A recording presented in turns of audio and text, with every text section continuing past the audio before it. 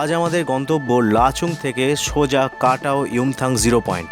আর এই হোটেলের ভিউটা সকাল সকাল উঠে দেখলাম, দিয়ে আমরা বেরিয়ে যাচ্ছি এবার কাটাওয়ের উদ্দেশ্যে। কাটাও ইন্ডিয়া চায়না বর্ডার। তোমরা সারা বছরই বরফ পাবে, কিন্তু এই নভেম্বর থেকে জানুয়ারি এই টাইমটা গেলে খুব ভালো বরফ পেতে পারো। তো এই দেখো কাটাওতে চলে এসেছি আমরা, আর দৃশ্যটা দেখো দারুণ। ওই পেছু দিকটাতে বর্ডার আছে, কাঁটা তার আছে, ওই অবধি তোমরা যেতে পারবে।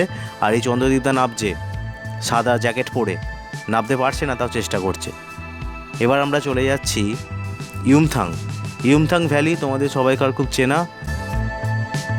লাচেন থেকে গুরুদংমার যাওয়ার রাস্তাটা বন্ধ, তাই এবারে আমরা এই পথটাই বেছে নিয়েছি।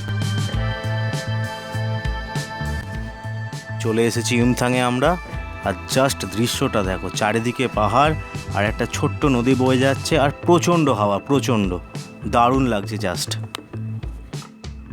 এবার এই পাহাড় ঘেরা রাস্তা দিয়ে বরফের মাঝখান দিয়ে আমরা চললাম 0 পয়েন্ট। দারুণ লাগছে এই রাস্তাটাতে যেতে, যা লাগছে তোমাদের জাস্ট জানি না কতটা তোমরা ক্যামেরাতে বুঝতে পারছো, কিন্তু অপূর্ব লাগছে, অপূর্ব। মানে এরকম রাস্তা, দুদিকে বরফ, গাছগুলোর ওপরে বরফ পড়ে আছে, এই সিনারি ভোলার নয়। আমি তো বলবো লাইফে একবার হলেও সবাই এরকম একটা এক্সপিরিয়েন্স করো। পাহাড় ইজ পাহাড়। চলে এসেছি 0 পয়েন্ট, আর এই দেখো বরফ নিয়ে খেলা চলছে আমাদের। আর কিছু স্টিল ছবি তোমাদের জন্য।